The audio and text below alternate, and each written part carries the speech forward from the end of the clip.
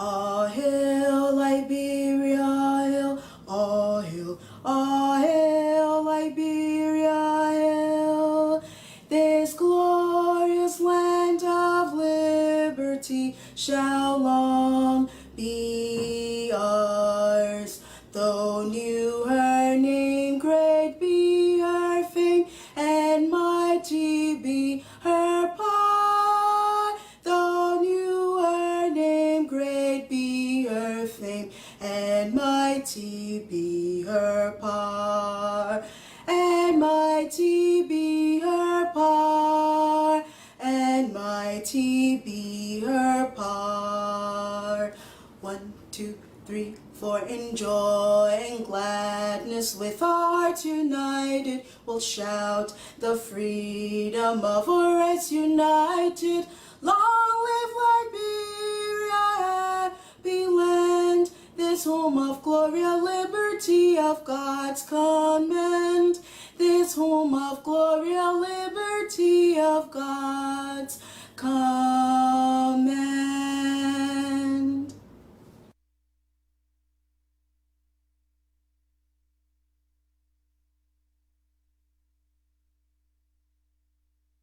All hail Liberia, hail, all hail, all hail.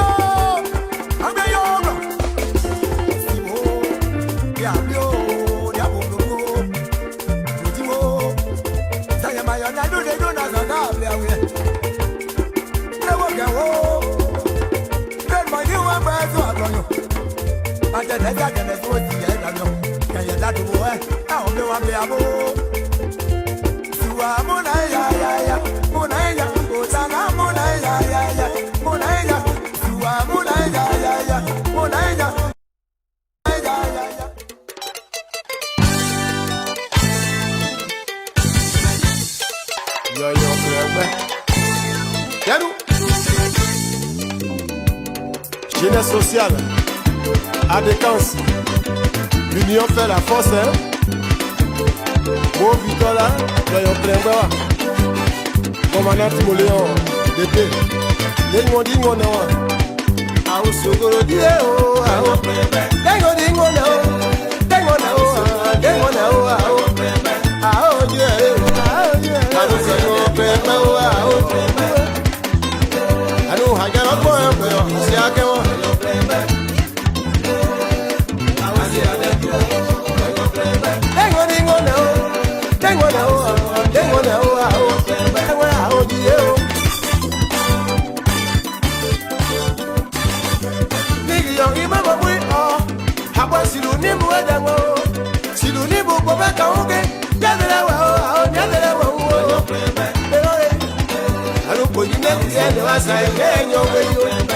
LIBERIA de City. Oh, il m'a fait ça. Tu m'as dit, oh, Dieu, Dieu, n'a pas les Dieu, oh, Dieu,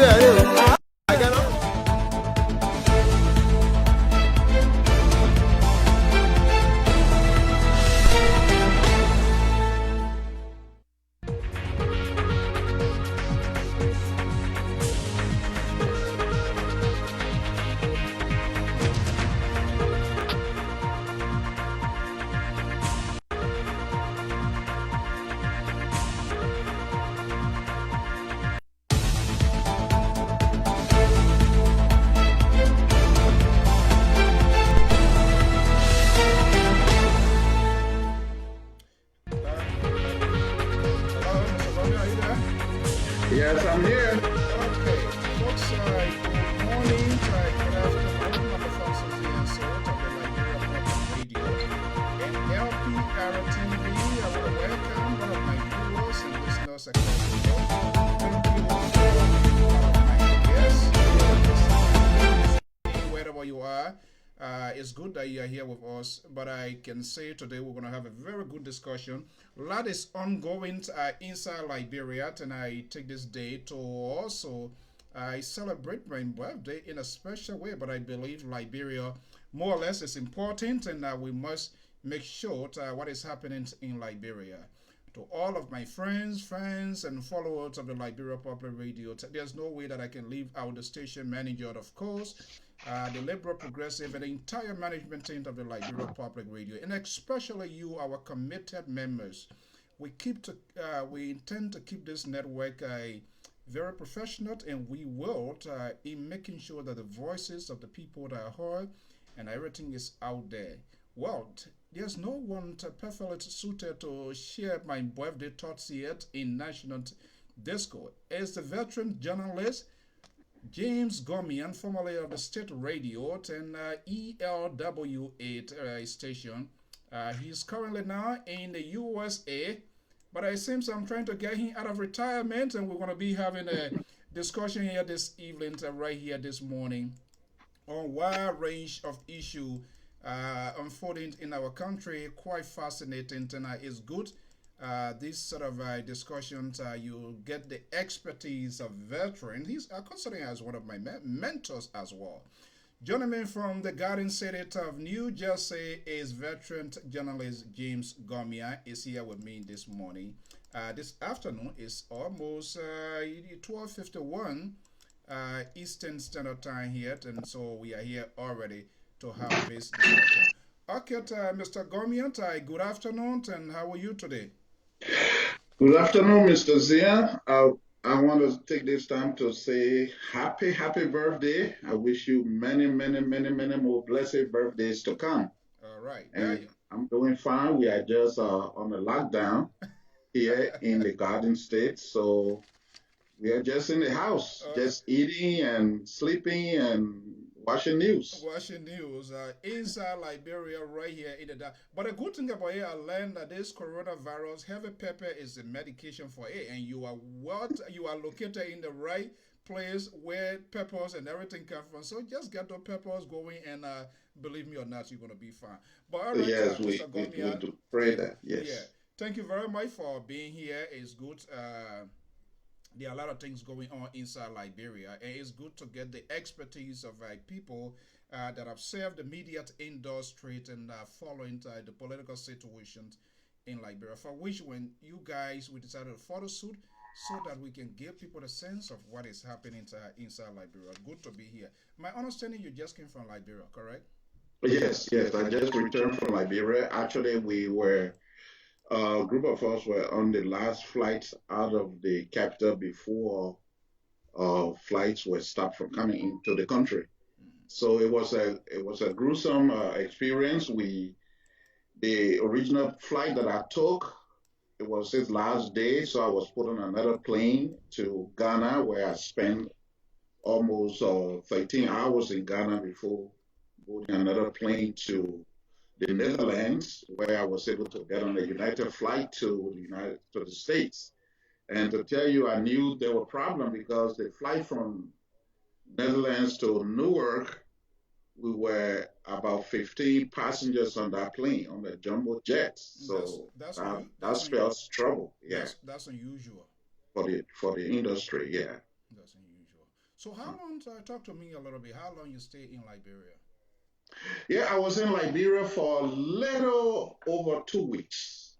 And when I got to Liberia, I was really impressed. Are you listening to something there? No. Okay, good. Can you hear me? Yeah, clear? You're hearing you loud and clear. Folks, just right. Bear with us. The survey is trying to act over 2 weeks. Yeah. All right. Now, this afternoon here, and I would really want to tap into your expertise, knowing who you are, and you have followed a lot of. Yeah, we're still working on that. We're still working on trying to bring Liberians that love the country, that have heart for the country, bring people together to make sure that we put in place a government that respects the people and that works for the people, and that will be able to make sure that the natural resources that we have, or a dream that has been squashed, we are still working, and hopefully we can bring Liberians from all walks of life together to see what best we can do for our country. I know there are a lot of things that people are saying. There are a lot of criticism going around, but what we need to do, we know the problems in Liberia. This administration move forward. It is our country. That's the only country we have. We always say that. So we should not wait to see someone fail. We should all come together to see how we can put our 2 cents in there to make things work. And we hope the national leadership will be able to listen to others, to listen to other Liberians, to see where things have gone wrong, where we can all come with human resources, with everything that we need, that we don't even need to ask the Western world for anything. If we're able to manage what God has given us properly.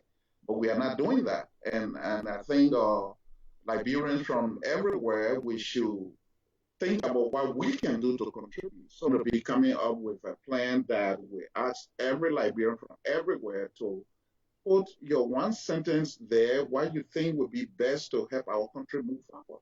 And that's what we need to focus on. I know if you ask a 5-year-old in Liberia what is wrong with Liberia, it will be every Liberian. That's what we need to focus on. Let me hold you there a little bit. We are not in in a room where it's a storytelling here. You know it, and I should know better here. James Gonmiah, certain things is still unsettled within relative to the political situation in Liberia. Is that what you went for? Oh well, my my trip to Liberia was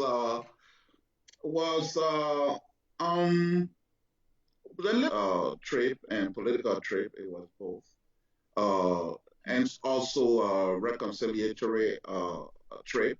So it was a little of both. We were able to do 1 or 2 things that will help move our national dialogue in a positive direction. My guess probably you still. We were able to, where my main trip, the trip was mainly geared towards Nimba County because of we had a change in leadership. We had a new superintendent appointed, and we went to see him take office. And since he came from a camp that I think you and I talked about once last year when there were people from Nimba that wanted a division of the county into 3 different counties.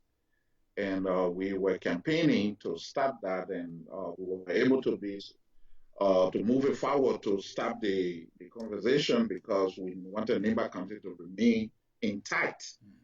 And so we are looking at other things that will to kind of meet or talk to people who have grievances and to put in place a system that will be able to work for all citizens of Nimba County.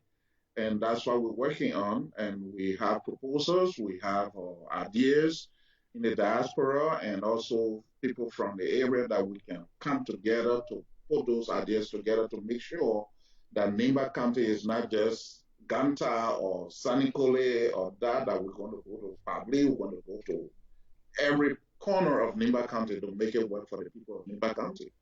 Well, it seems I'm getting a lot from you here. Well, when the time is rep, we will definitely get all of those here. You were in Liberia when this coronavirus started, COVID-19, correct? It met you there. Yes, right? Yes, definitely. I was in Liberia. Okay.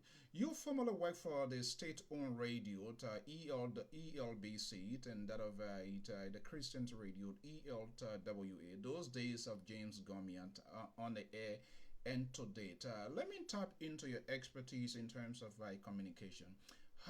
How can you say that the government of Liberia, the Ministry of Information, the Liberian Broadcasting Corporation, where you formerly work, how is the disseminations of the information with respect to this deadly pandemic?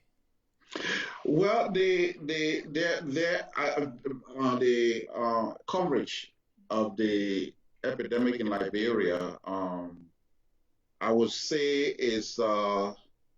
is not up to where it should be.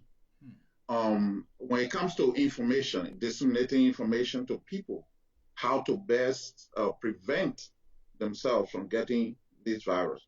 Now, let me just step back a little. When I got to it was really impressive.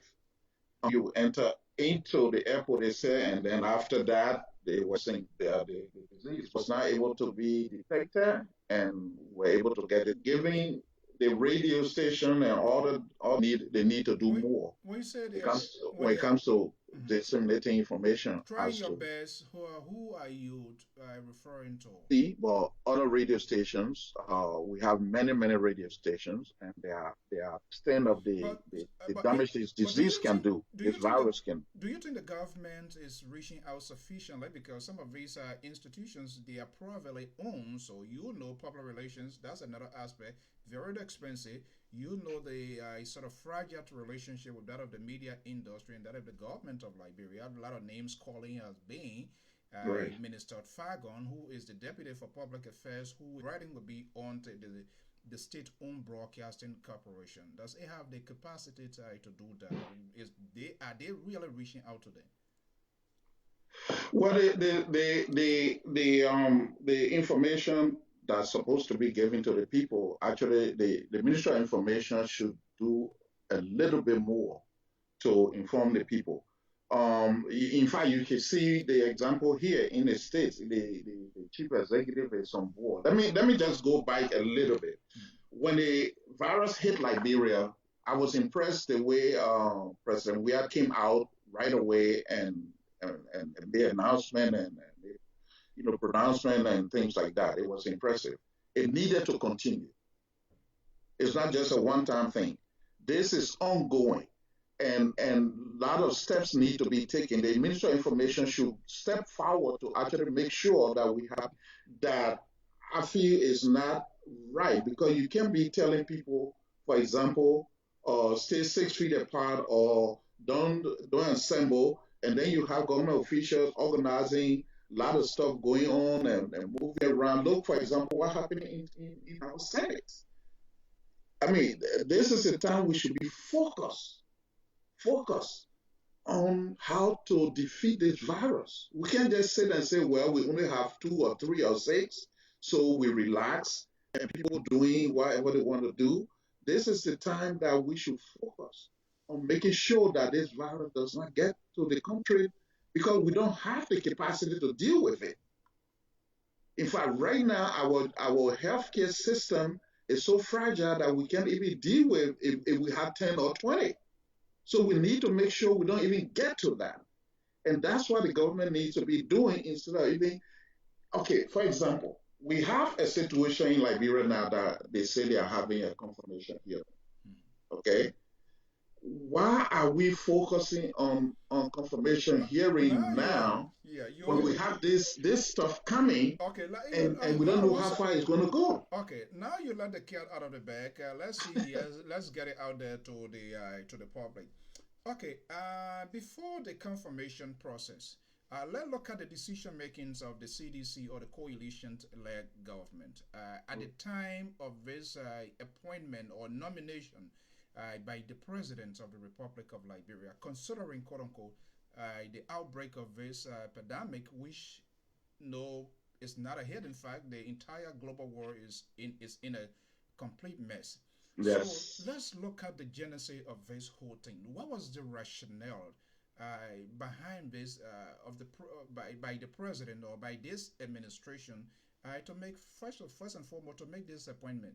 What was the rationale behind it? What was he trying to Well, do? to tell you the truth, if I had people inside the government for me to talk to and understand why, I will be able to say, but I can't, because I don't even understand why should you make an appointment at this time when you just came from making a major speech about a virus that is about to hit the country. I don't know why the president made that decision. Maybe the president one day, or maybe some of the spokesperson will tell us why at this time you're going to make such an appointment when you are calling for everything to stand still, when you yourself cancel your trip, your countrywide tour because of this virus. Every resources and everything you have and everything that we do should be focused on keeping the Liberian people safe.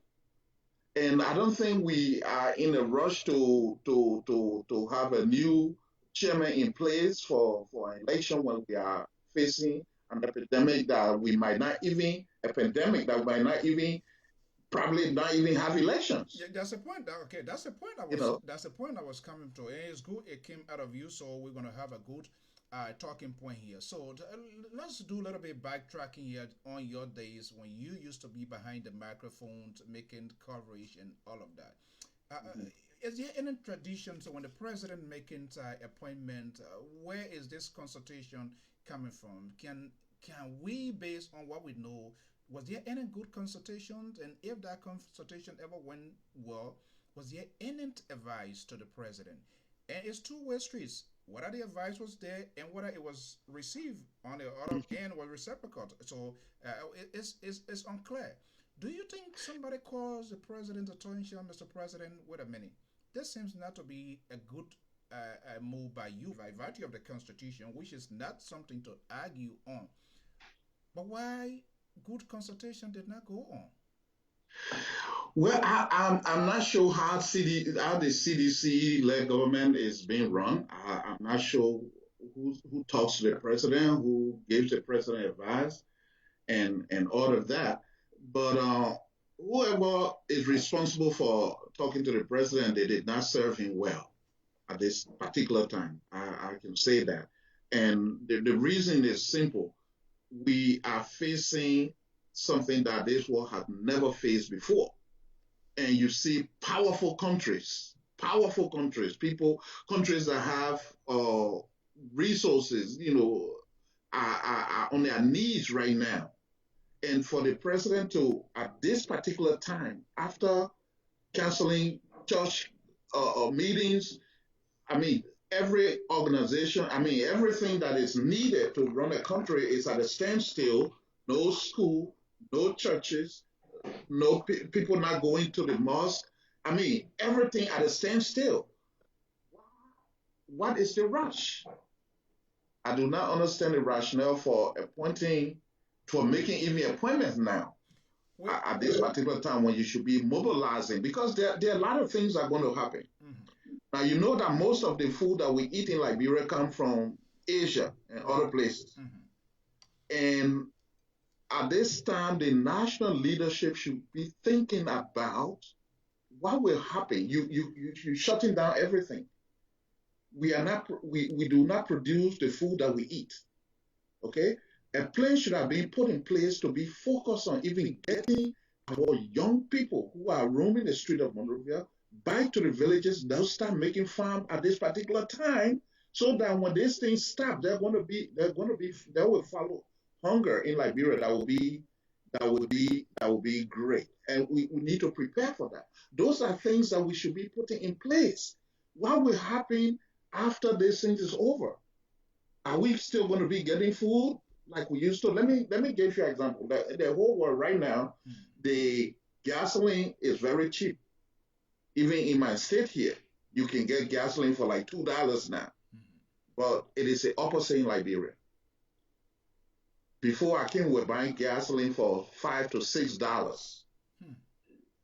Okay, in Liberia. And then people were said, I went to several gas stations at one time, and they said, oh, people are creating artificial shortages so that the price can go up. So gas station will stop selling gas, and then they will sell it to those boys that sell it in gallons along the street, and then they will sell it to you for 1,000 Liberian dollar, which is almost like $5 and something. So the focus right now should be what will happen after this thing is over. Is Liberia prepared to feed its people? Will Liberia be able to feed its people? What will we be doing? The government should be focused on maybe creating a task force right now to get people working so that when this thing is over, we will at least have food for the people to eat. Okay. Because we are depending on to send us food. Right. So let me ask this question here.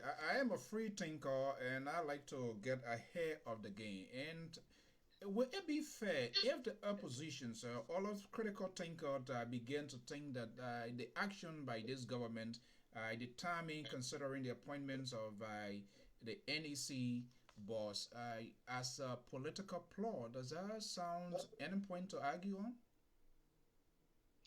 Yeah, even Because yeah, and the reason I'm asking that we're in the middle of what I consider as national crisis, national security issue, and to come and just inject something like that, that also like okay, let's throw this basket out there.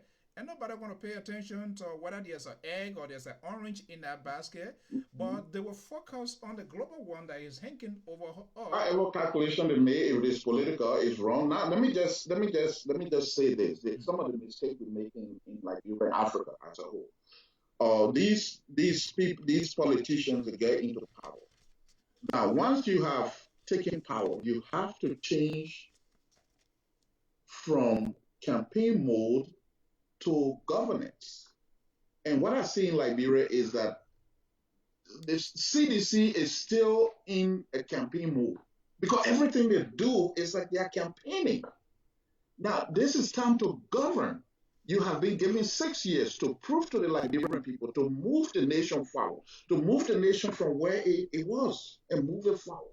Now, some of the mistakes politicians make is this. Number one, if you have been elected, your focus should not be political. It should be economic development.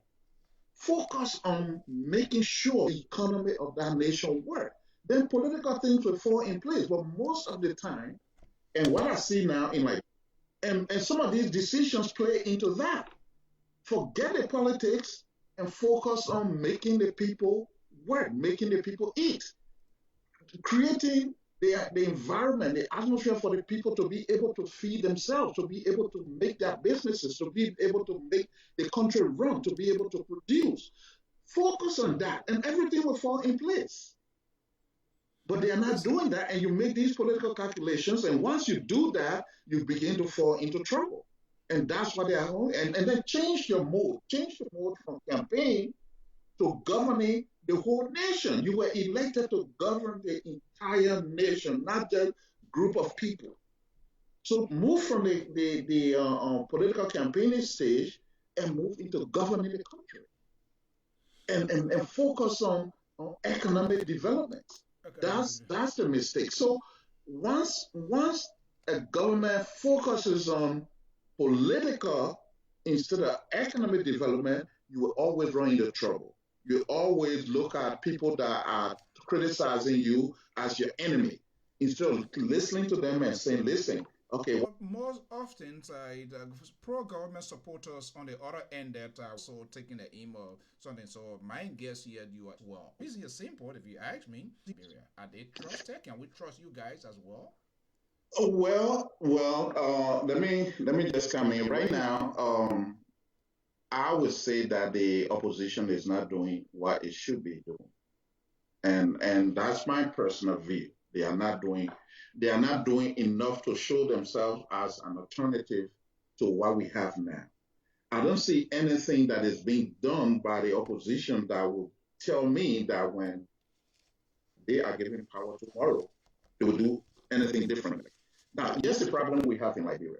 We still always try to follow the status quo. And Liberia, for over 170 years, at this particular time, needs to break from that.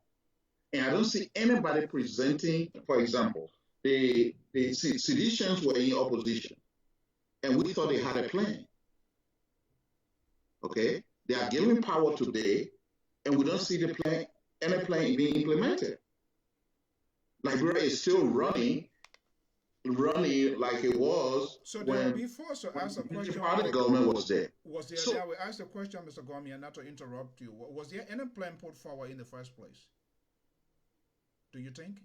Well, the problem is no plan was put forward, and not that I know of. Maybe they had a plan somewhere, but the president didn't take part in any debate. There was a pro agenda with 5 pillars. I'm not sure whether that has been achieved or ended in the first place. The pro agenda that they always talk about, it's actually being misinterpreted in Liberia. But I don't think the people who talking about pro-poor even understand what they mean pro-poor, because everything they do is not pro-poor. So, How you and they have made a Liberian. How do you term it? They have made the Liberian people to even misinterpret when you say pro-poor. When you're talking about pro-poor, if the government were to articulate what it means by pro-poor, then people will understand. Because sometimes, for example, when you talk to Liberian, oh, we're doing our pro-poor corner here, we're doing our pro-poor thing here, we're doing. So what they are trying to say is pro-poor actually means that you don't have nothing. So because you don't have nothing, you will continue to survive on the little you have by doing certain things. But being pro-poor, really, if the government wanted to do that, it means that you have to make sure you bring programs that will help lift the poor people from where they are and put them to another level. Okay?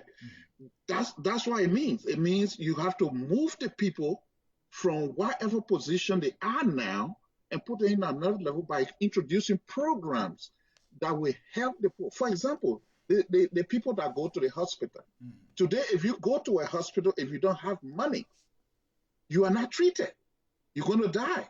You're going to call somebody to bring you money before the hospital will treat you.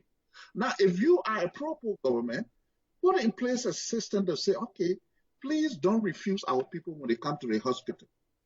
Okay? Treat them.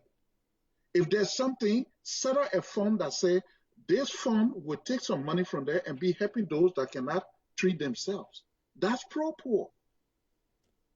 Okay? Put programs in place that will help the people, the ordinary citizen, to move from where he is to another place. Pro-poor would mean, okay, instead of subsidizing rice from the Lebanese people to bring rice to the country, give some of our farmers some money, let them increase their capacity of production. That's pro-poor. Okay? Our students, they don't have, you have kids running down the streets. Those conditions been existing in the past. Yeah, that in school. Mr. Gonmiah. Yes. Most of these conditions, what you are outlining, in the past, they are being in existence. Can we dash all of these on the coalition, the CDC-led government? No, we are not dashing on them, but we are saying do something to improve it. Move it. We can't just stay on the first line. We have to move. So if you campaign on a pro-poor agenda, then move from at least 1 to 2. 100 step begins with 1. So don't just stay on one side, oh, the problem was already here, so, I will just sit here and see what's going to happen. Why were you elected? You were elected because the position we're in is not good. We want to move. We want to move forward. So put in place programs that will make us move forward. So if you say you are advocating a pro-poor agenda, you are pushing a pro-poor agenda, what are you doing to show me that you favor moving a poor man from where he is to another level? No. Instead of making him think that, oh, that pro-poor, you can't get paid. Okay. Oh, that pro-poor, we don't have money to pay you. Oh, that dig hole, cover hole. I talked to a senior government official who told me the government is running on dig hole, cover hole. A senior government official. So that seems to be the government is managing crisis instead of preventing crisis. Right.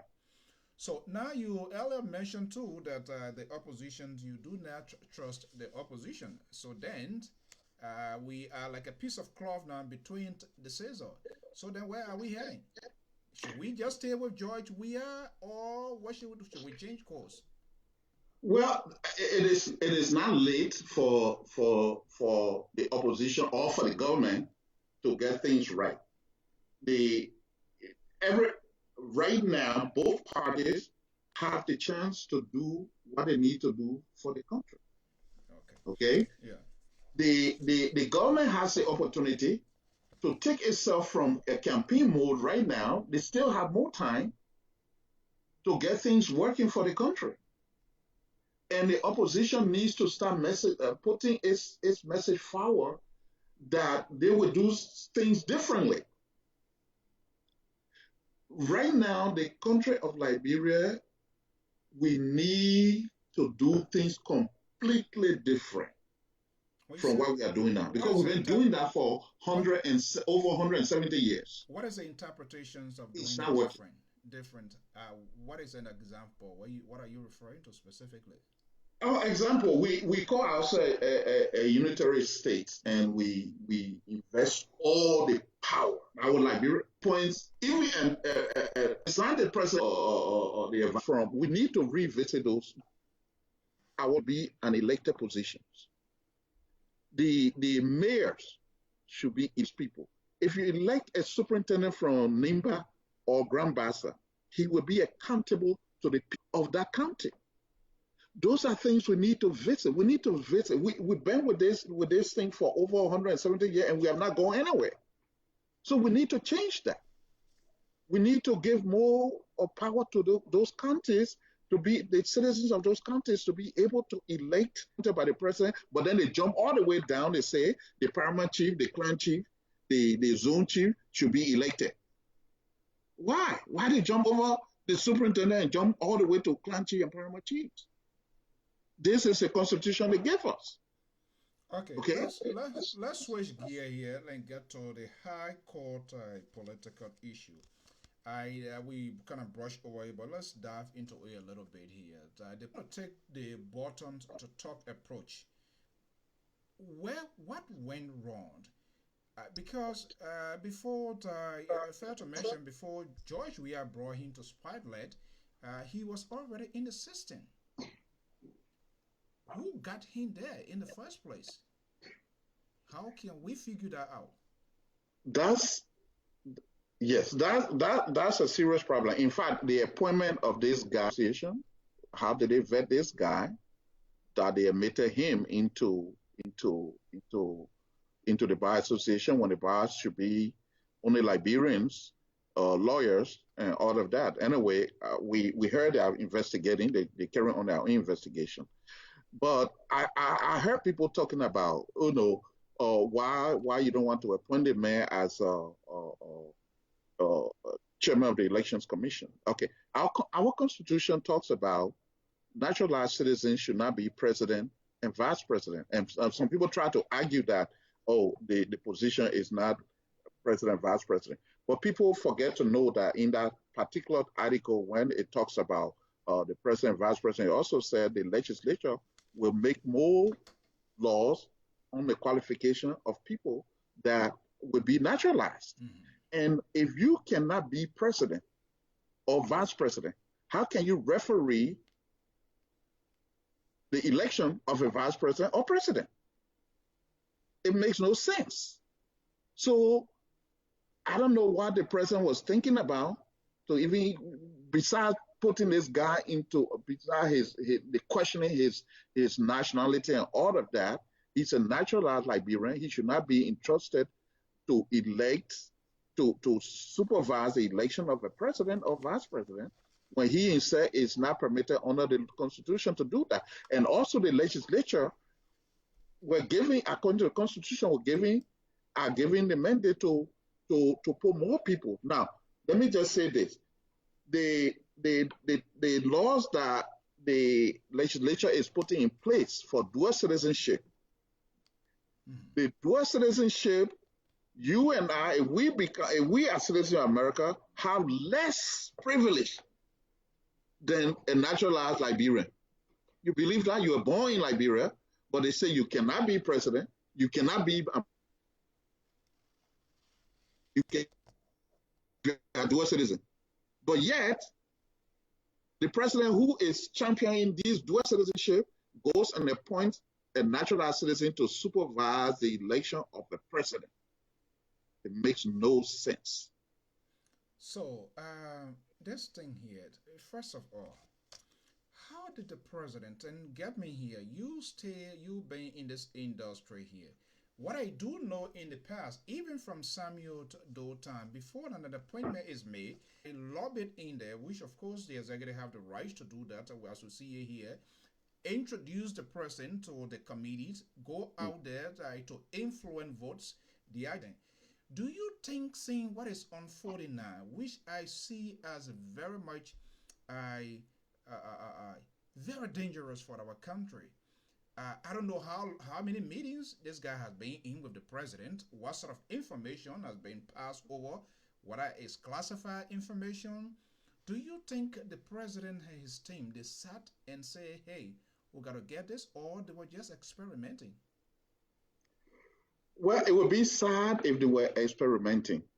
And probably my guess would be that they I don't know. I don't even know. Let me digress a little bit. The appointment of this guy is a big mistake, and the president and his advisors. I don't know. Mr. Gonmiah, when you say mistake, it's a national government.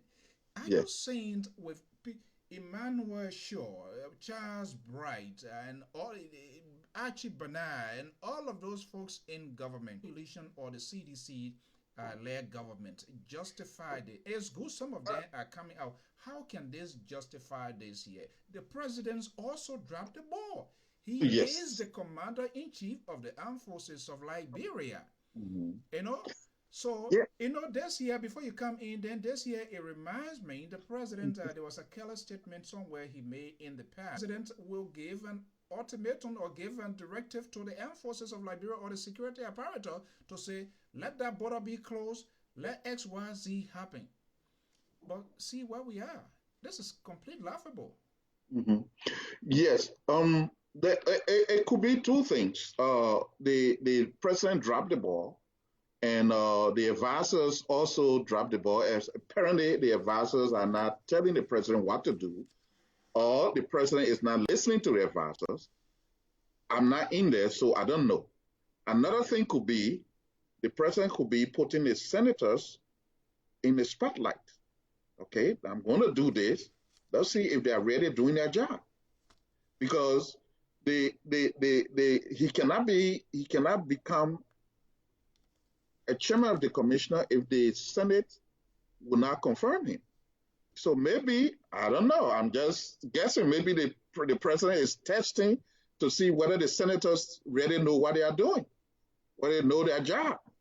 Election is around the corner. Maybe he's trying to see, are these guys really going to work? Do they know what they are doing? I'm going to just send a Nigerian guy there and see if they will confirm me. If they confirm me, then I got them. I don't know. Yeah, but, I think here, besides the executive branch of government, the lawmaker also, they have their part, because this guy went through a process. So it means they did not do their due diligence. People rejected her in the Senate. Yes. Elijah Taylor, people rejected her in the Senate.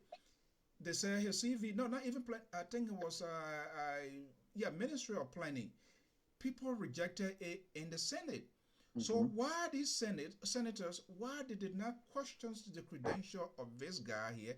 And I would say, maybe you might not like this, but we the media too, the people in the media industry drops the ball. This guy, the Nigerian community in Liberia, did complain. Somebody came, did complain. And I don't know whether these people were invited into the process, whether they talked to them and all of that. But everybody's saying, but he was very dull. He did not prove himself right before the media. He did not market himself as a commodity for this position that he was nominated for by the president. That was enough. The president did not, there was no signal at all. Yeah, like I said, we don't know. I don't know the president's thinking, and I don't know the people around him that are thinking, but this was a very bad decision, and I think, like I said, maybe the president wanted to see if the senators will do their job, and so we're waiting to see if the senators will do their job and reject this guy, because this guy does not need to be election commissioner or to even become a chairman of the election commission.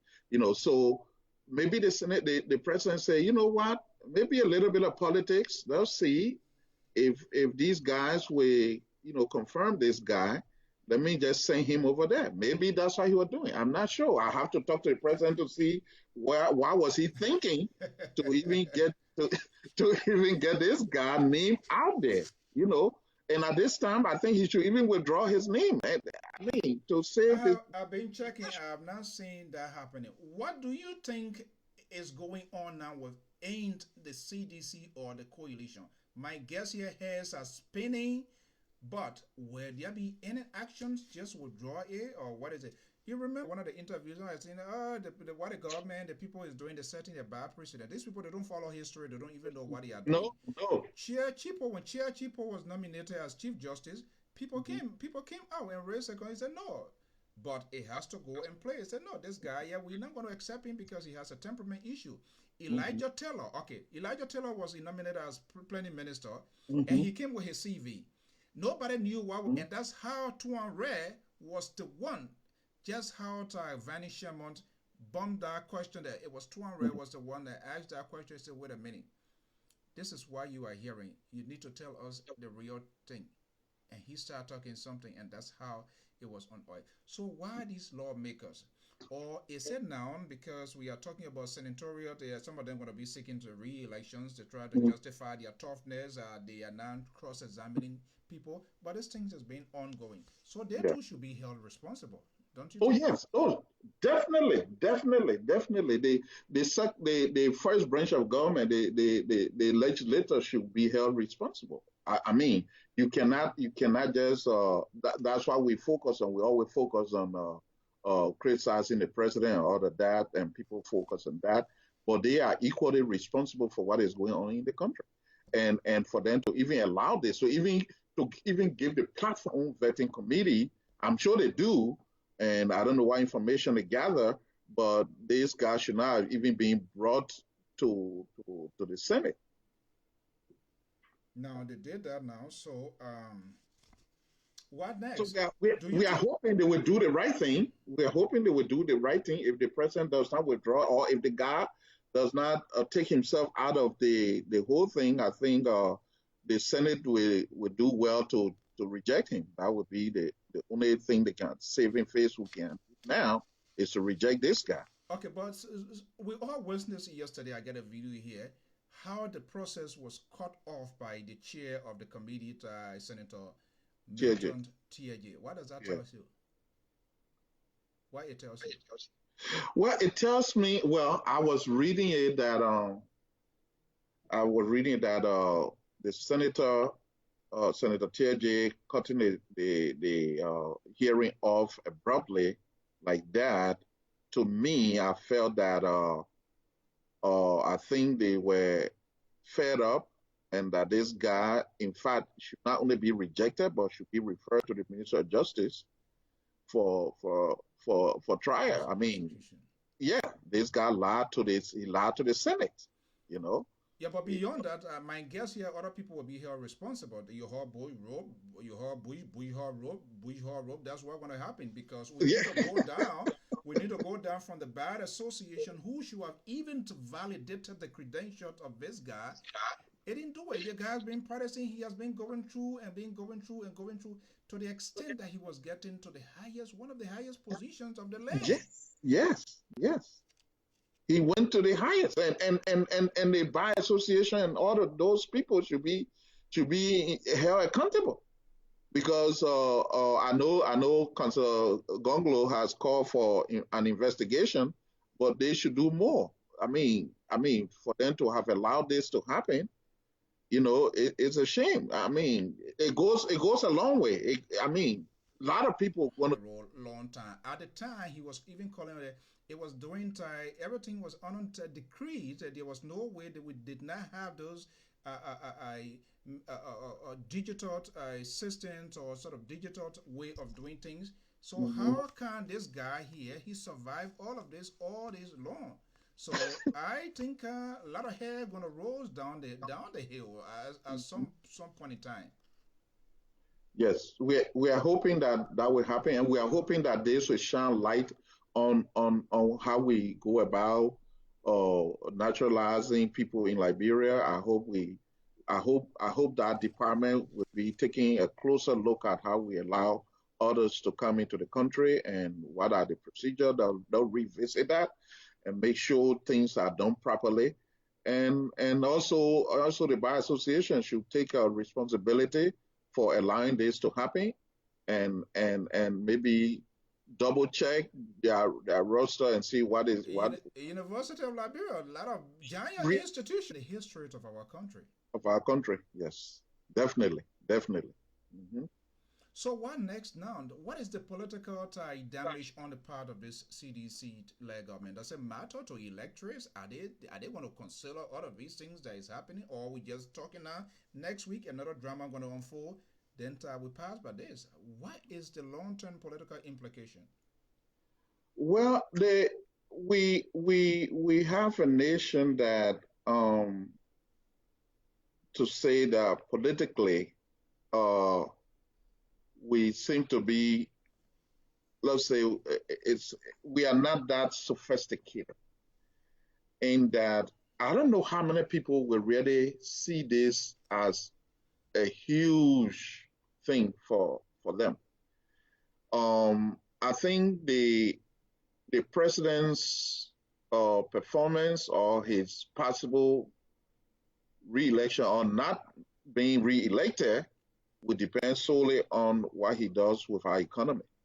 I think that's where people are looking at, and his political plot, his political games, and all of that.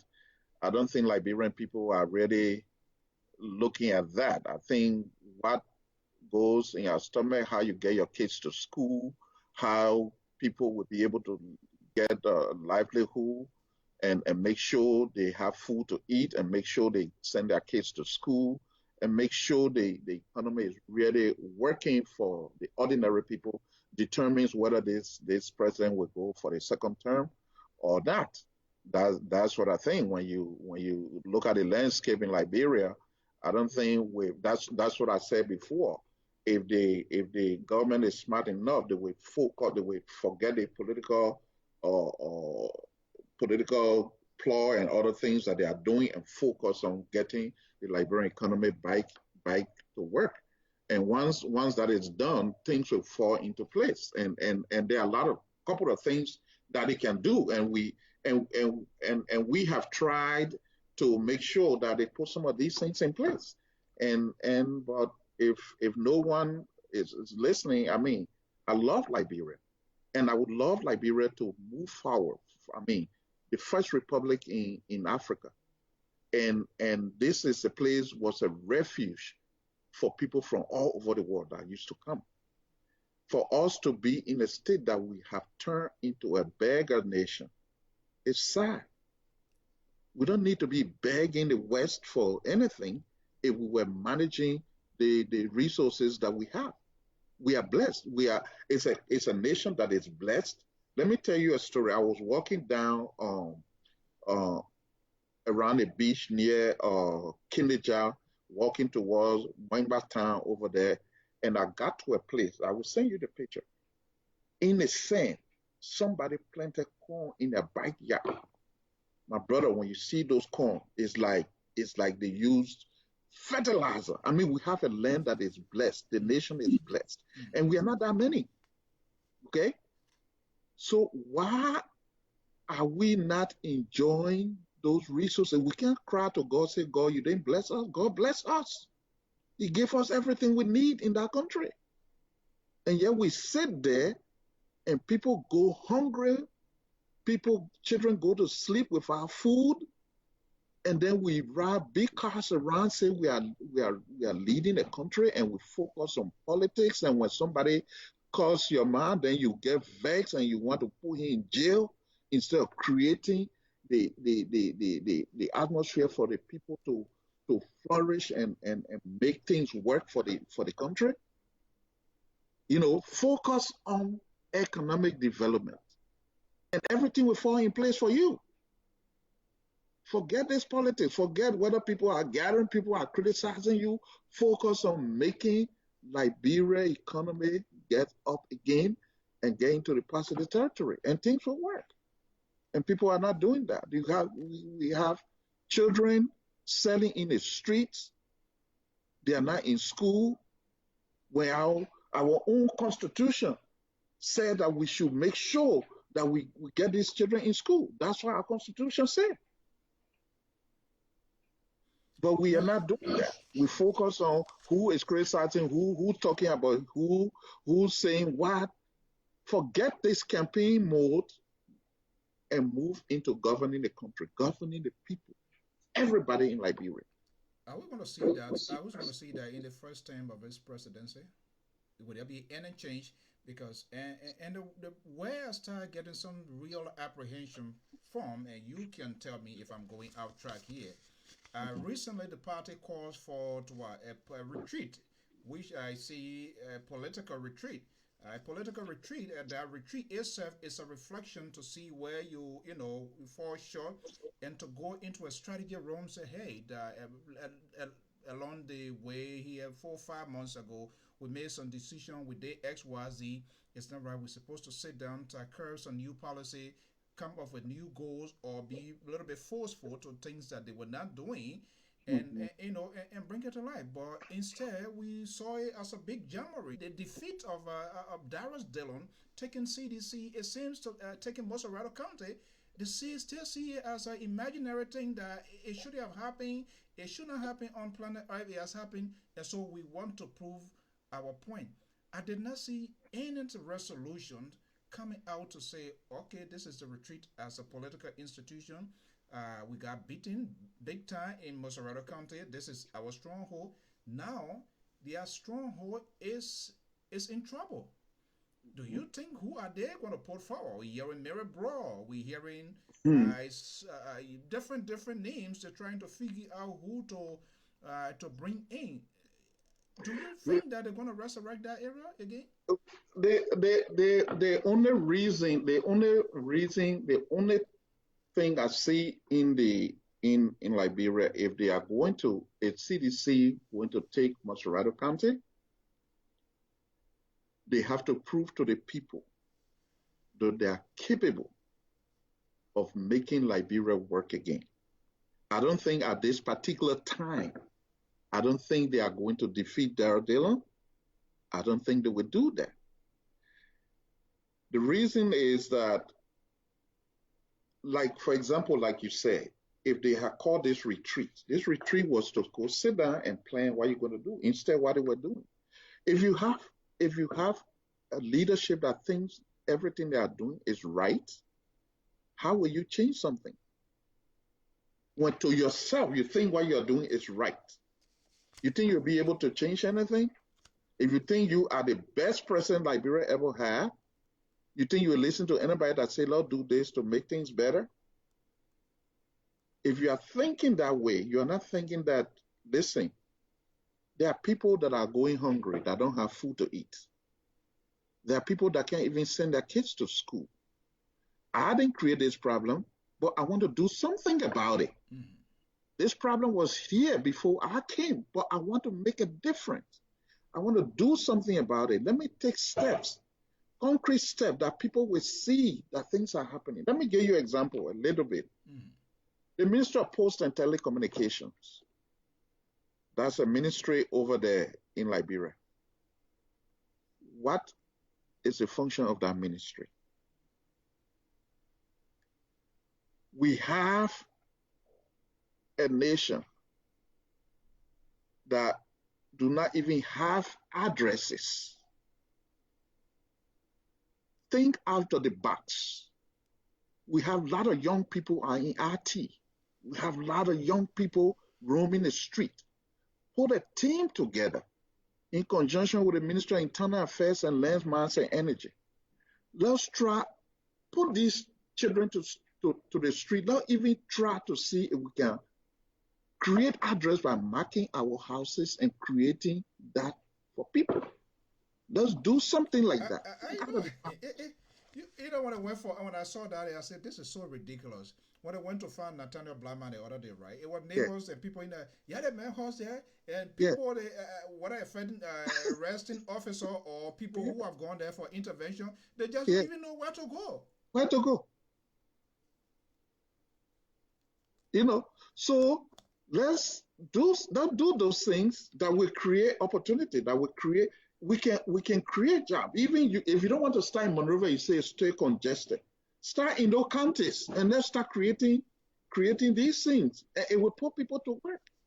Now, for example, there was a gold mine where a lot of people died from in a lower Nimba County. Okay,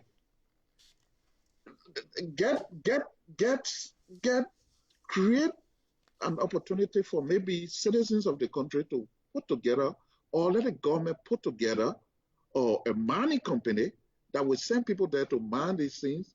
And we have these children. 60% of our population is under 50. These are young men that can work. Let's create opportunity for them. Let's do that. But I don't see anybody thinking that way or trying to create, to make things happen for our people. So we created these ministries. They are there. People go and sit there. Before you appoint a minister, ask the minister, if I put you into this ministry, what's your plan? What are you going to do that will be in line with what I'm doing? Do they have goals at these ministries? That people will gather in the morning and say, okay, this is our objective. This is what we want to achieve for the country, and this is where we're going to go. Or we just gather in the morning and go there and sit there and wait for something to come. The president talks about agriculture is where we need to go. Now, what are the plans right now for making that happen? We don't invest in storage capacity so that I will be able to plant my orange and be able to eat orange year round, or my butter pear, or my plum, to be able to eat it year round. What is the government investing in those things that will encourage people? Is the government investing in creating a machine that will be able to pound my rice? Or is there a bank that will help the farmer, where you can go to the bank and take funds out and say, you know what, since I'm going to be planting rice, I need money to buy a machine to be cleaning my rice. Or I need money to process my cassava so that I can make it into other things for other people to do. What is the government thinking if we say agriculture is the way we should go? Okay, let's pivot a little bit, right? We are dwell on the government as a lot here. Let's keep it proportional here, which of course you know better than I do. Or the new nothing was discussed in terms of being concrete. Everything we were hearing was abstract. The opposition now have a responsibility. Do you think they have enough political tools to capitalize on this? But I'm still not seeing the opposition being a unified opposition in terms of the very big, the collaborating political parties too as well, because we need to start also holding them responsible. They being an opposition, we're not going to just give them pass. This was a position CDC was in, and everybody kind of like came up with this sort of unknown conclusion to say, okay, everything's going to be okay. They have not even put their house in order. What should they be doing now? See if they can put a unified front forward. That's what they need to be doing. And also, not only that, that's the first thing they need to do, is to make sure that they are together. They are speaking with one voice. That they are being very incoherent. They also behave like the very CDC. So that's know who's the leader. Every political party, they can turn for this party, speak, and when they speak, they say, "Well, I'm not speaking for the party. I'm speaking because I'm so." That's not how institution works. Because it seems at the line of demarcation, far line is being said, okay, even though you're from Liberty Party, I'm coming from Grand Leader Party, I'm coming from Unity Party, but we have agreed, we have put aside our political ideologies, and this is the set goal that we are going with. That should have been the very first thing to be initiated. But saying what I'm saying, I don't think that was the case. No, If they just no. have the mindset, okay, we're going to comment people getting a Unity Party people getting a Liberty Party people, then we will have a lot to deal with what we are dealing with right now. Yes, it's true what you are saying. Right now, the opposition political parties, they have not yet made up their mind as to what they want to do, which is dangerous. And I think one of the problems that they are having is this, and we have it in Liberia as a whole, is this. In Liberia, political parties are not based on ideology. It's not based on okay, we believe that this is what they should be. In Liberia, political parties are based on individual, and these individuals, when they are in the way or out of the way, then the party goes down. What Liberia needs to do as we get in this process is to make sure we have a party that have an idea that I say, Mr. Zean, Mr. Soe, I believe A, B, C. You should be able to believe that to be able to be part of my party. But it's not like that. Those things we have are just individual organizations. They are not political parties. And once we continue to have that, we're going to have problems. And the problem here is this. Most of the people sit and cry and say, you know what? We're going to move CDC. But if you're going to move CDC, what plan do you have to remove CDC? And if you are split and you are all divided, nobody wants to come together. How are you going to do that? How will you move this group when this group alone, for example, let's say sedition have, or let's say they have 40% of the nation on their side, and the other parties have 60, but it's divided among all of them, and they begin to fight among themselves. By you fighting among yourselves, you're going to lose, because CDC will still have a solid 40%, and the 60 that you are supposed to put together to be able to overcome CDC is spread out. And once you do that, you give the governing party the opportunity to continue. And the opposition needs to realize that they need to step back and sit down and say, are we doing this for Cummings? Are we doing this for Ure? Are we doing this for Wakai? Are we doing this for Liberia? Do we want to save Liberia? Why are we in this? Is saving Liberia our objective? Then let's look for someone that will have the desire and have the and forget our individual power struggle and take somebody for our country to move our country forward. Everyone can play a part. You don't have to be a president to play a part. So they need to step back and sit down and say, you know what? And talk to the people and say, what? Let's put Liberia first. That's the only way they can move forward. But if John want to be, Peter want to be, people want to be, and the struggle is already there, guess what? The opposition, the ruling party has everything. They have the nation's coffers. So you have to make sure you have a formidable force to be able to remove them. And you have to be together. And this is a time that should be working on that now to make sure you have that in place so that down the road things can fall apart. Because if it falls apart, it'll be too late. And then guess what? We're going to be in the same thing where Liberia will never move forward. So, because ruling do not have, and the good book says, the Bible says, Um, without vision, the people perish.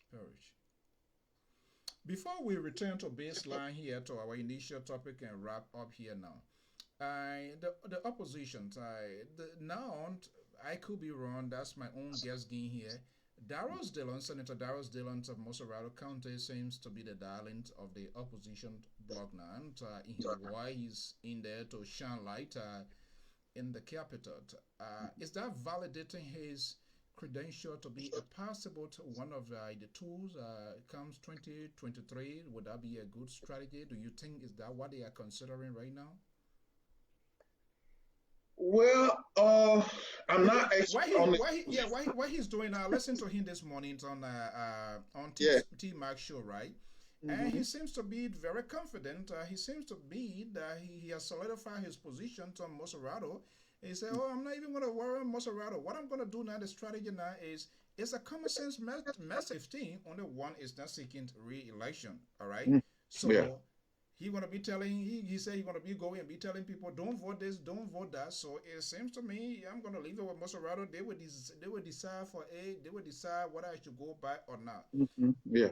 Should he be complacent? Should he be overconfident of politics? Is uncertainty in the game of politics? Yes. I actually I don't think he should be complacent. I don't think he should be overconfident because it's politics.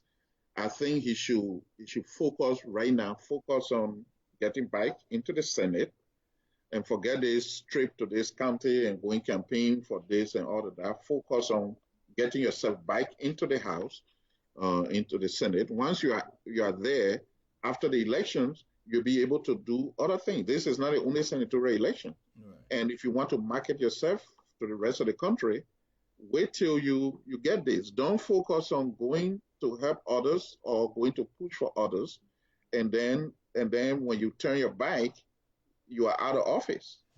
I think his focus should be winning the seat for himself, because once he finishes the term of Doe, he should be able to be elected so he can start his own term. That way, you have the opportunity to do what you want to do. If you have an agenda for 2023, you can start working on that. But don't exactly.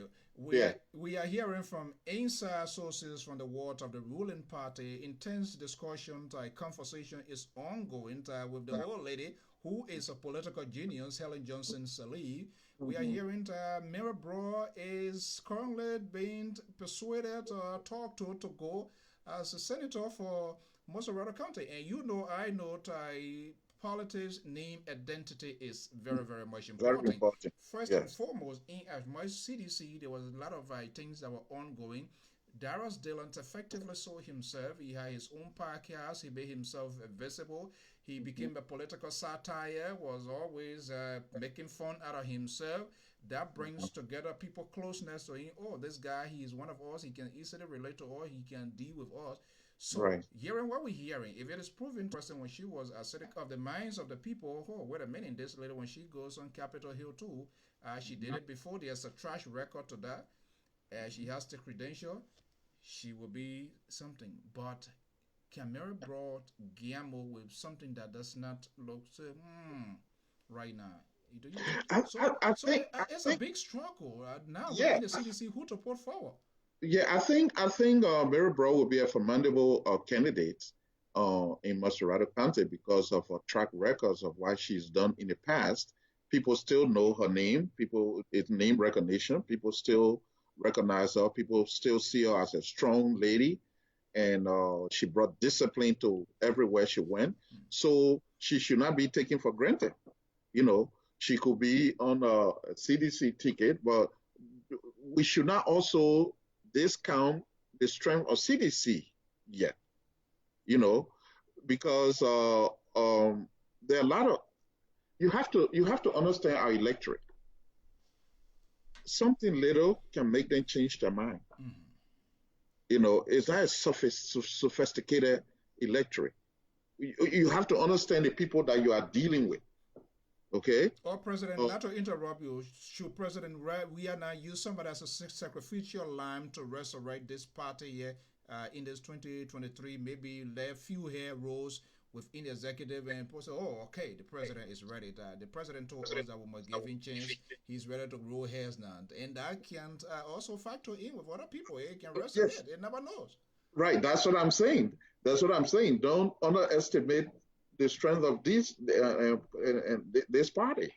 This man can get up and go and do some little road construction in Newtown and put small roads in Colwell and all, and the Liberian people will say, "Oh, the president is working. The president is working." You know, so do not underestimate,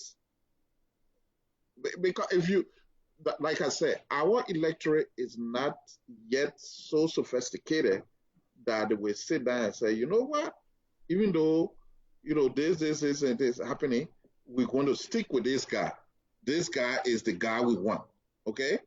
Mirabro can go and start cleaning Newtown and putting things in place over there, and the president has the money and doing things, and you could see a tight race. So Brother Dillon should not take it for granted. He should work. He should work. I mean, he has done well. We wish we had a lot more of him in the Senate, but he should not be complacent. Should not be complacent. Okay. As we wrap up now, there are 4 major political parties, and the NDC nominee going to be the last few minutes, and we'll be wrapping up here. Who do you think they're going to consider as a top to be competitive, to be well marketable to the Liberian people? You have Benin Ayure is the head of his party. We have Alexander Cummings from the ANC. Somebody say is Helen Johnson's salute train. So some portions or some other group still they are not satisfied with him. You have Boycott, Omen Boycott, considering his age. I'm not sure whether he even going to be that effective, considering what our country is going through. You need somebody very forceful, somebody strong, generational change. You remember what the president, those were the words of the president. At the time, we sent a message that she was not pivoting in the direction of her own VP and all of that. So let's put these 4 names in the basket. Or are we going to see something new out of those 4 people? We're going to see something different surface? Would that work? Can they agree, looking at the histories of our political institute, or about themselves? They will be arguing who's to be at the top, and I will be elected at the All Liberian Conference. And that came to pass. Well, right now, as we speak, I don't see. There are a lot of things could happen from now till that time. But the 4 names you just threw in, I don't see anyone from those groups that can beat President Weah. Can you beat President Weah? Who, me? Yeah. Oh yes, I can beat President Weah. Definitely. No, the reason I say that is that when I look at the people talking, there are other things can happen. We have Brother Costa waiting in the wing. He's my little brother. He's good. He's somebody that maybe I don't know how things will go, but the 4 names you just said, we're talking about generational change. We're talking about moving forward, moving into new direction. When you look at these people, have you seen any plans that they have presented that will make you think it's transformational, that will make Liberia go in a complete different direction? I haven't seen it. Because they're all doing the same old thing that people do. Politicians go here, they make donation there, they do that. They go and help little thing over there. I'm not saying it's not bad to help. My guess is one of the reasons for which you are not forming an alliance with them. We need to change the way we do things in Liberia. Liberia needs a leadership that will depart completely from the status quo if we want to develop that country completely. For example, things like our school system, okay? We have a school system that is not meeting the developmental needs of our country, but yet we still carrying it on. You have people graduating from the University of Liberia with degrees in civil engineering that we can't even build bridge. We still have roads with no pavement. I cannot say I'm leaving from here today to go to Maryland and come back.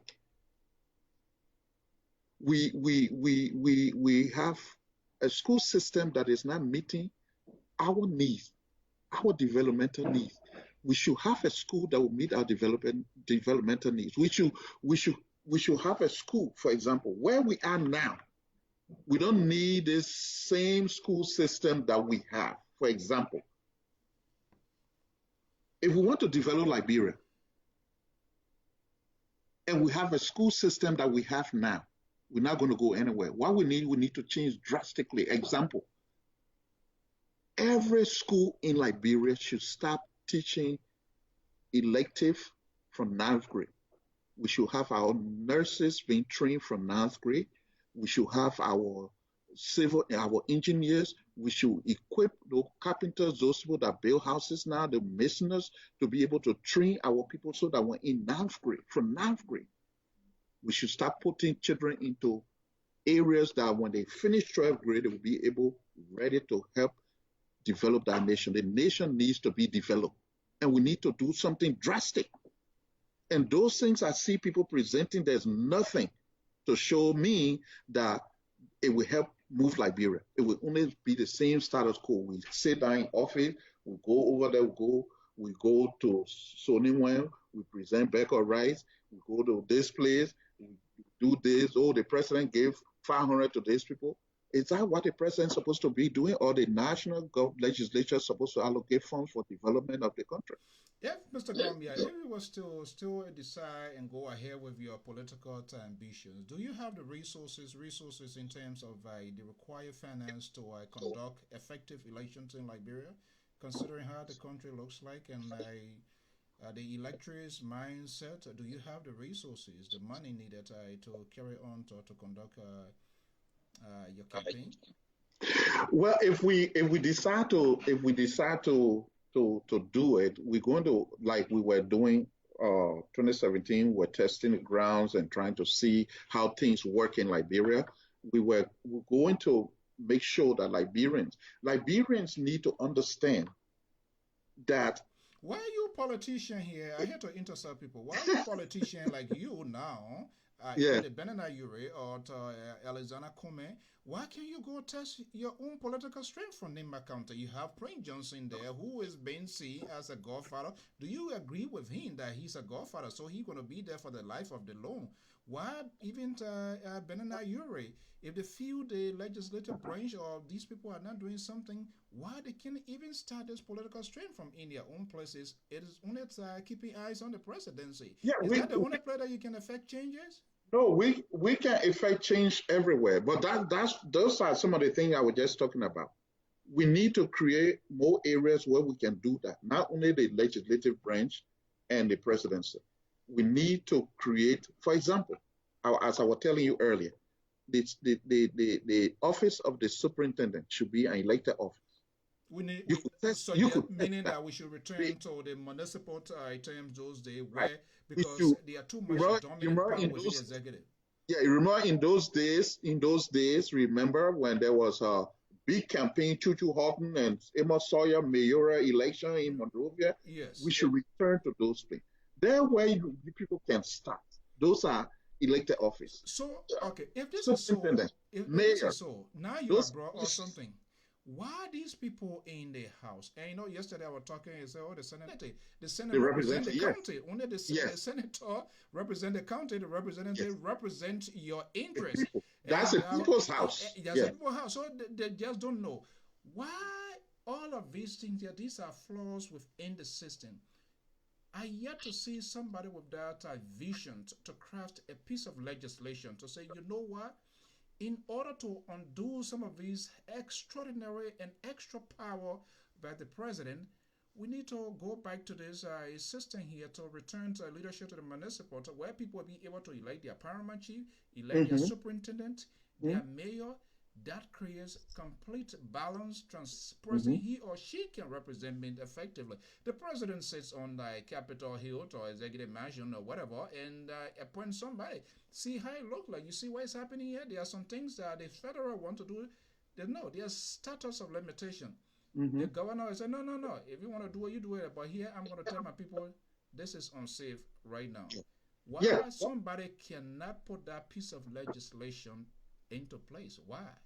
Yeah, that's the reason, because most of the people in the House, I don't know whether they don't know or they are afraid to do it, but that's what they need to do. Like I said earlier, we need to reduce the power of the presidency.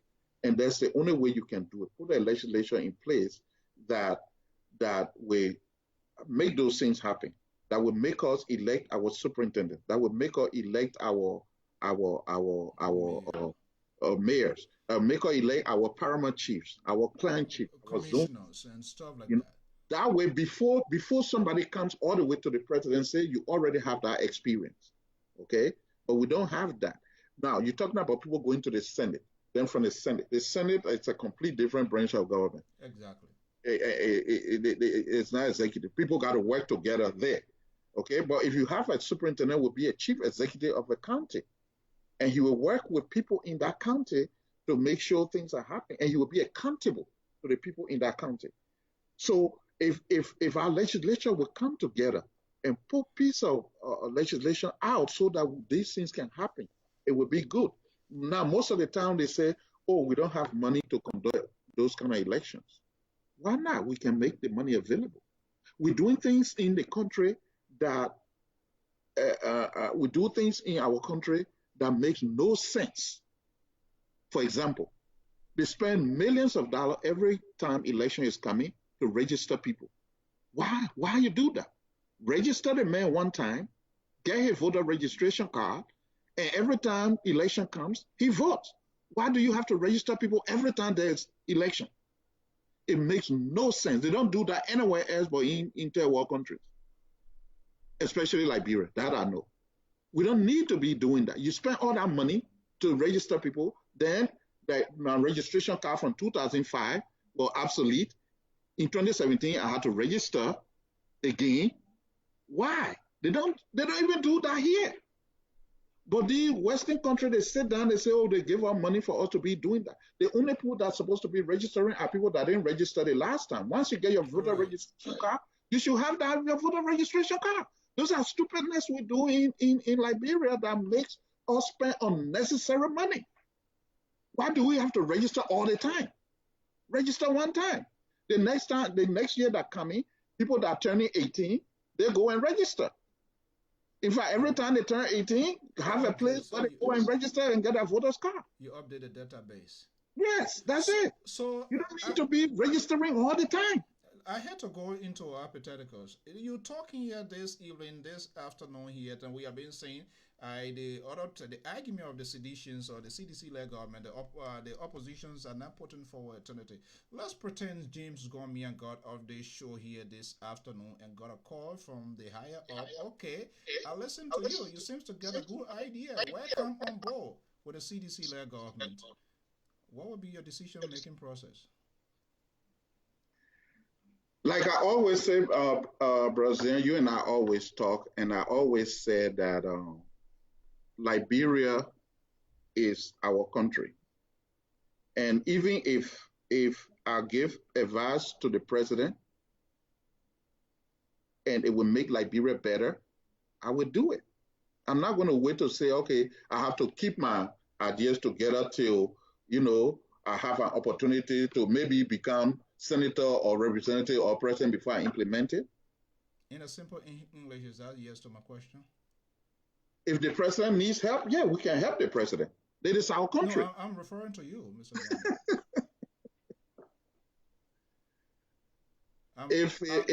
If it comes to that, to helping the president or to help our country, I can help my country anytime. Anytime. You're going to abandon your political ambition? I will help my country anytime. Including serving as ministers, for example, cabinet member of the cabinet. ERBC, Ministry of Information? Oh, you will be surprised to know that, Mr. Zean, I do not actually believe in the Ministry of Information or ERBC. I don't think the government should be in the business of running a radio station. If I was in a position, ERBC would be sold to a private company. The executive mansion should have its own press corps. All the ministry have their own press attaché. We don't need the Ministry of Information. That ministry should be taken out. That's all more adapting the Western standard where you have only press secretary to the president who does that's everything. Need. What do we really need? The Ministry of Information, and they forget that it's a Ministry of Information, Cultural Affairs, and Tourism. Have they done anything when it comes to tourism? Kenya is being sold. What are they doing? So why do you have the Ministry of Information? I don't even believe in that. So if you call me to go to the Ministry of Information, I say I don't believe in that, and I'm not coming. Because, and your argument would be, for example, Kenya is no longer alive. Kenya is being sold, so there's no tourism, there's no dividend coming into to the country. No cultural affairs, no tourism. Why? So basically, what I'm hearing from you here, in order to cut down some necessary spending, this government should have maybe taken the considerations regardless to condense some of these ministry. Definitely. But instead, the double Yes. when CDC came, the double the size of the government, and they were not taking into consideration. There's what's the word that I want to use? They didn't take into consideration having this standard people on a salary, and there's a word I'm trying to just went missing here. They didn't take that into consideration, for which they double the size of government, and that has become a very serious problem. Yeah. If I had the opportunity, I would reduce the government, because there are a lot of ministries that we don't actually need. And there are a lot of ministries that we can put together. Yeah, okay, for example, public works, rural development. What's the difference? When I can't go to Grand Jide at a certain season of the year, when other people can't go to Nimba, they can't go to Cape Mount, they can't go to Bombay, but yet we have Ministry of Public Works, we have rural development. Yeah. It doesn't make sense. It doesn't make sense. Yeah. And then why do you have Ministry of Finance and Development, Planning and Development? Why not just Ministry of Finance? Put a development with public works. Why you have that? Why you have Minister of Finance, Planning and Development? It does not make sense. Okay, development, public works, put them together. Okay, why you have Ministry of Internal Affairs, then you have Ministry of Lands, completely different, Lands, Mines, and Energy.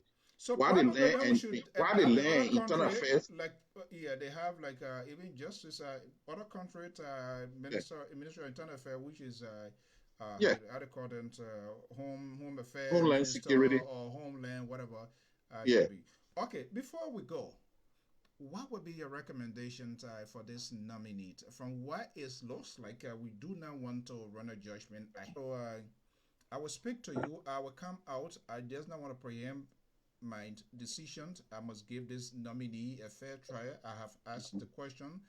At least I know what I'm going to stand on to vote. But based on what we know and the abrupt cutting off of the African Star took a definitive position a long time following this confirmation that most of the people that the president put forward, they are incompetent. The president should withdraw these people. Now, with all of the circumstances surrounding the chairperson, if he's denied, what next you think going to be happening to him? If I was the nominee, or if I was working close to the president, I would call the nominee tonight and tell him to withdraw himself to save the country and to also save the president's face. We're either misled or we don't know what happened, but withdraw. If he doesn't, the president should withdraw his nomination. And then to save the there's no way I can see the Senate. Okay, we're going to leave it right here. The story of Liberia is always endless, which is interesting. It's a sovereign nation. Anyway, it's everywhere, not just only Liberia. I always push for. And I always say, if the president listens, we need to go back to the U.S. currency. We need to set up a commission to see how we can best introduce our own currency. We now have people argue that having our currency, because we're a sovereign nation, we do not have the machine or the equipment to produce our own money. We always send it to the Middle East for people to produce. We don't know why they. Ever good to Mr. James Gonmiah from the Garden State of New Jersey. Please let us know then. Thank you very much and happy birthday. Same to you. Thank you so much. Thank you. Thank you very much.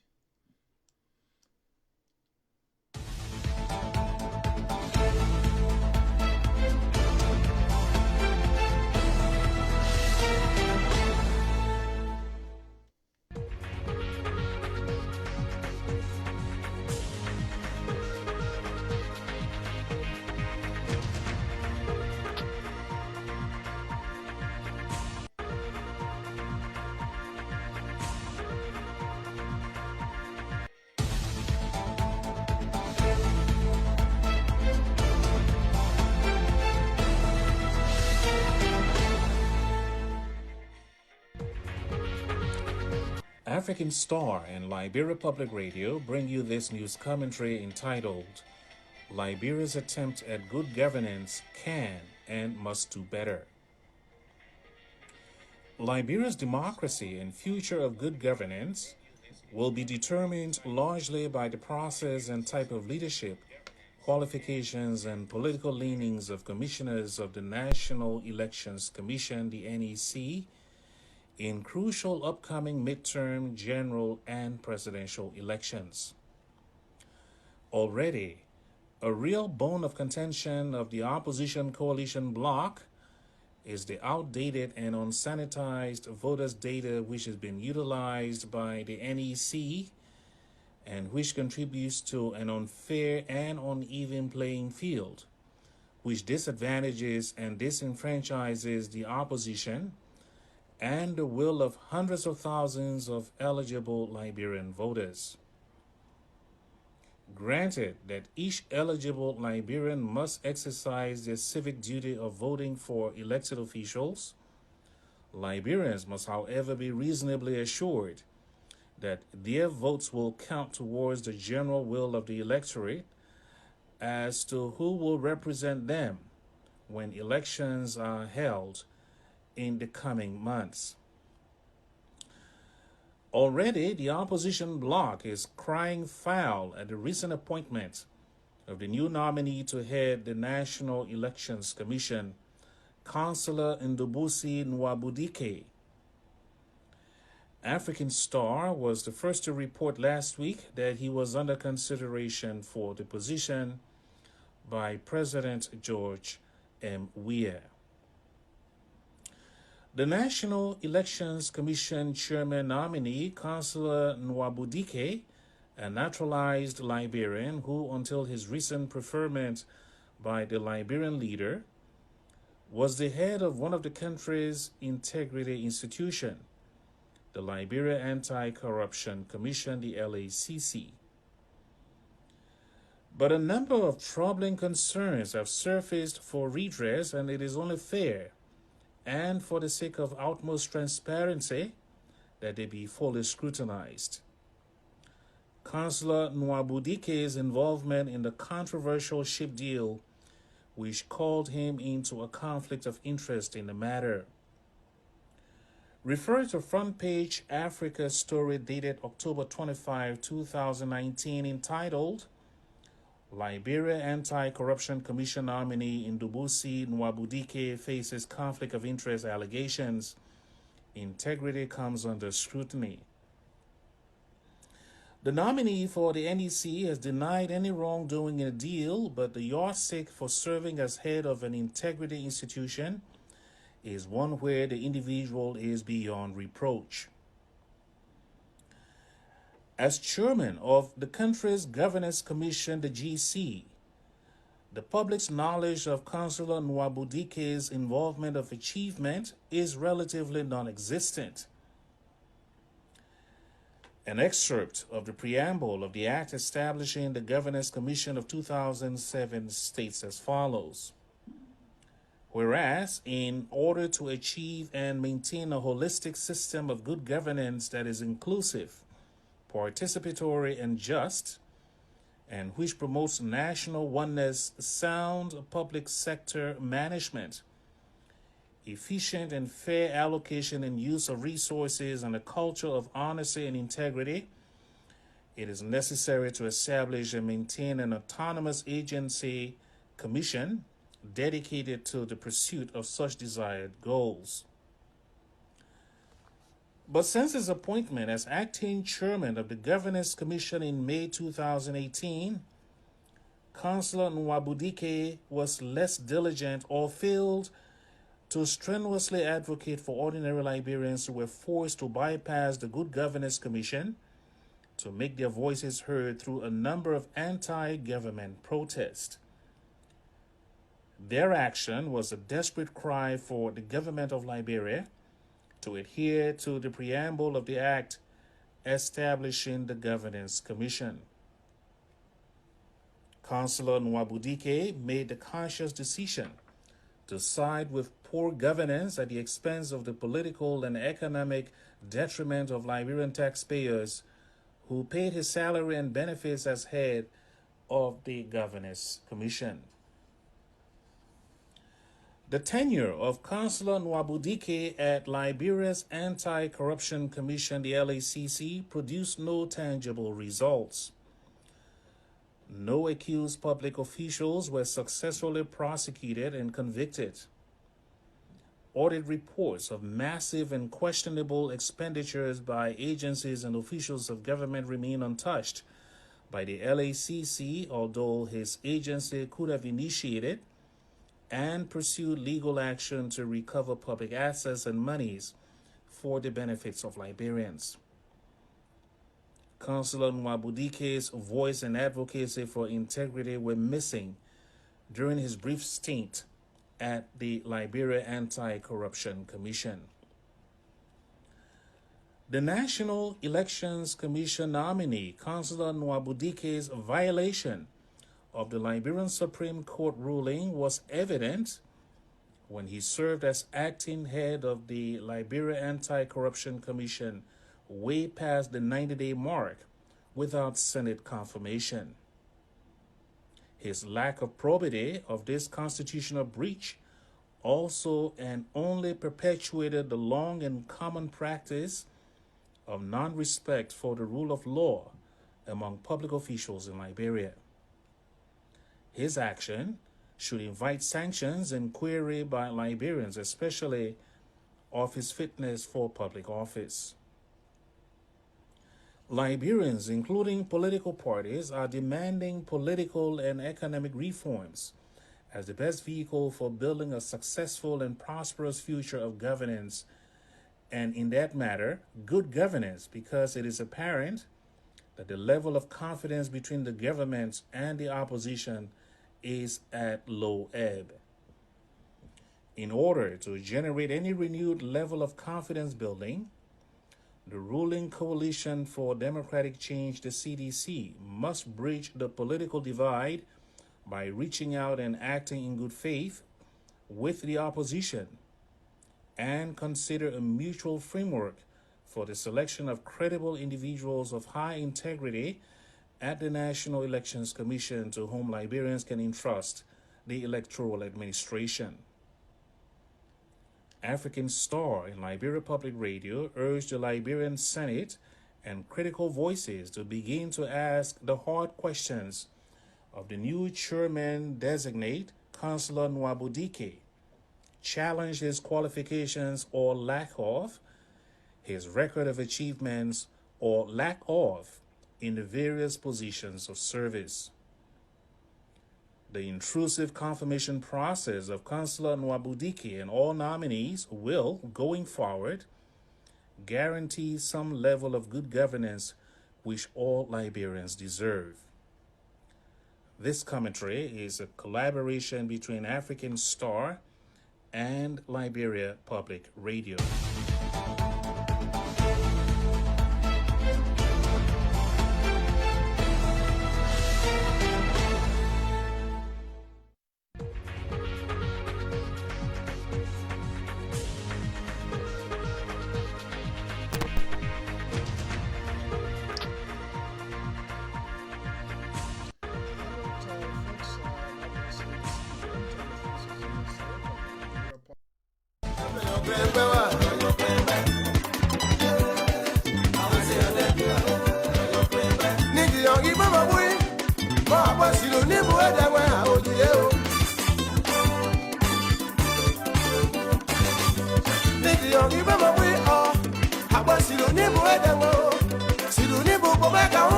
Banto Nathalie.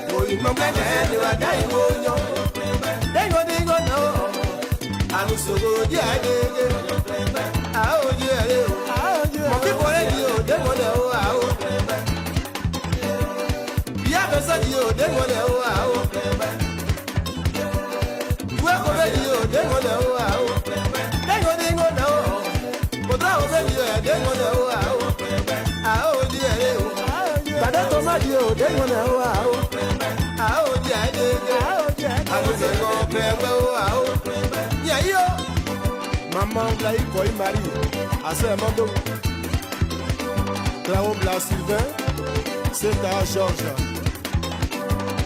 Nous les basous dans le you know, I got the dos combi. Cano, de la maman, you are plein bewa.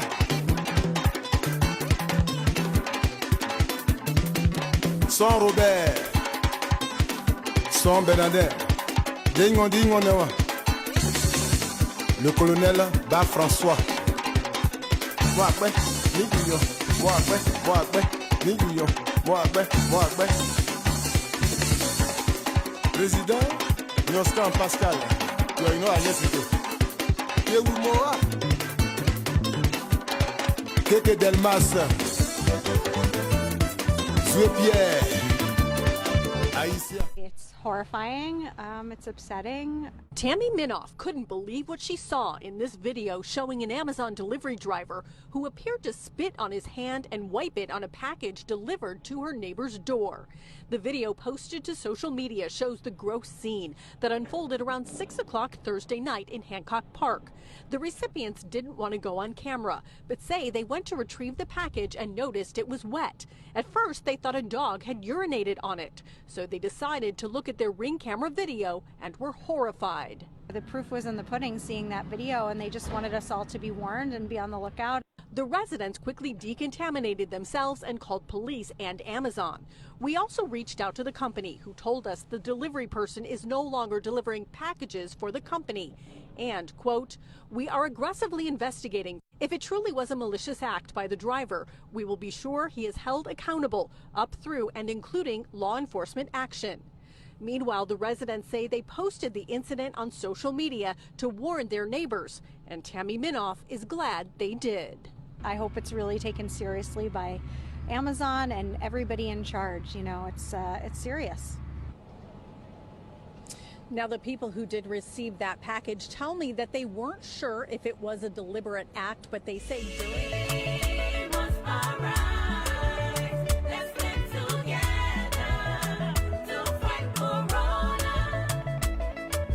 Hello everybody, my name is Rose Kebekaiwo, and I bring you a message from the office of the Vice President of the Republic of Liberia, Mama Joel for short. Her name is Chief Dr. Joel Howard Taylor, and she wants you to apply all the necessary measures when it comes to this coronavirus, because it is very much serious, not only in Liberia but all over the world. Cases are being reported, thousands and hundreds of cases are being reported everywhere. So Mama Joel wants you to apply these measures. She wants you to have this bucket, you see here, and you fill it up with water. That is, if you don't have these items on this table. Then you can use your soap. You don't just have to use the water alone, plain like that. If you don't have this item, use soap always to wash your hands. And I'm going to display just a simple household mentor so that you can stay safe all of the time from this coronavirus. First of all, you get your bowl of water.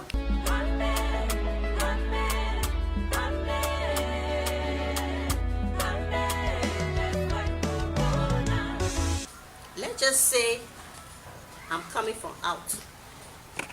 I will not enter my house till I wash my hands. Now everybody have to stay safe. So you open this bucket and then have a pinch of water and pour it on the pipe.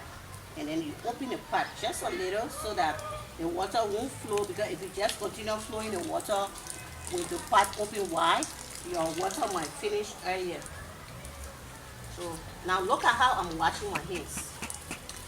You wash your hands like this, like this, like this, all between your fingers, and then you make sure you do like this so that all the dirt comes out from under your fingernails, like this too.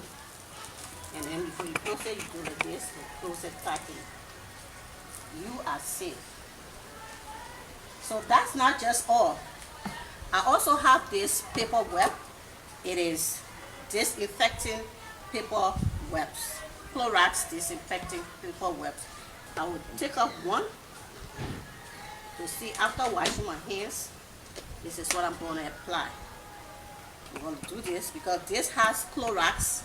It has detergent, disinfecting detergents, everything in it. And then you do like this. Always when you are wiping your hands, even if you finish washing your hands with the water, you apply the same menthol like this. After wiping your hands, you use the sanitizer.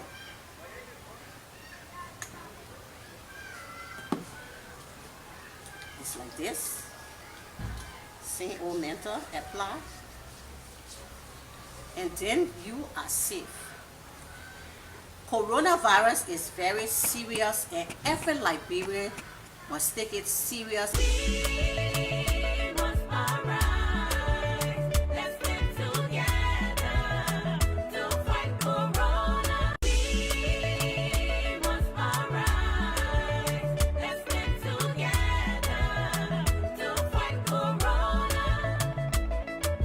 Hello everybody, my name is Rose Kaiwo, and I bring you a message from the office of the Vice President of the Republic of Liberia, Mama Joel for short.